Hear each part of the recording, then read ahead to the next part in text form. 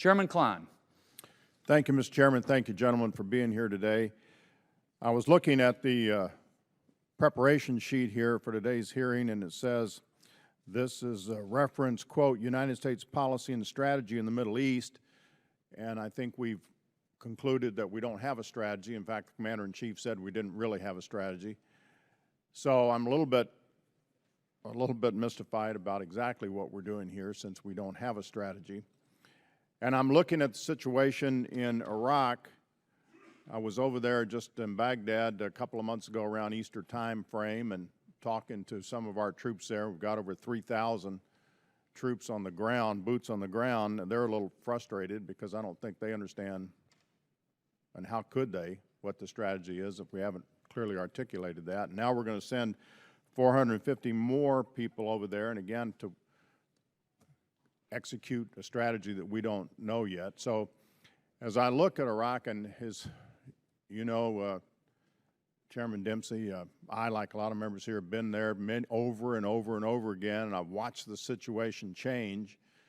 And it was at one point where we looked like we were doing really well after the surge, and then we saw ISIS or ISIL or Daesh come pouring across the border, and cities start to fall, and Baghdad reportedly being threatened. And so I guess my question is where are we in Iraq today? Are we winning? Are we losing? Is it a stalemate? Is it a quagmire?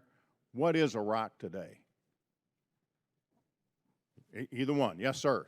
General, we'll start with you. I never volunteer. I mean, I'm helping you. You call on me, I'll answer. But I'm helping you, General. You're up. I've been in the Army for a long time. You don't volunteer for things.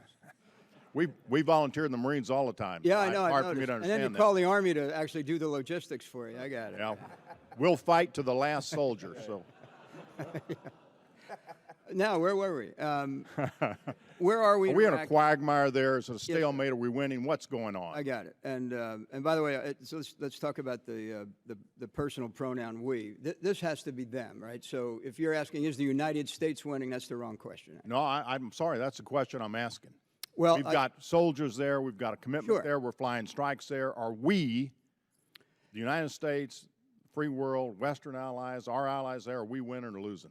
The United States military's campaign in support of a 60-nation coalition and the Iraqi government, we are on path to deliver that which we've committed to delivering, which is security forces, not just the ISF, but also the Peshmerga and now the Sunni tribes. We are on path to deliver to them the capability to confront ISIL inside of their sovereign territory. This is a far different approach than if we were to decide ourselves that it was our responsibility to defeat ISIL inside of Iraq. As the Secretary said, it's my military judgment that an enduring victory over ISIL can only be accomplished by those nations and stakeholders in the region who have as much and actually more to gain or lose than we do.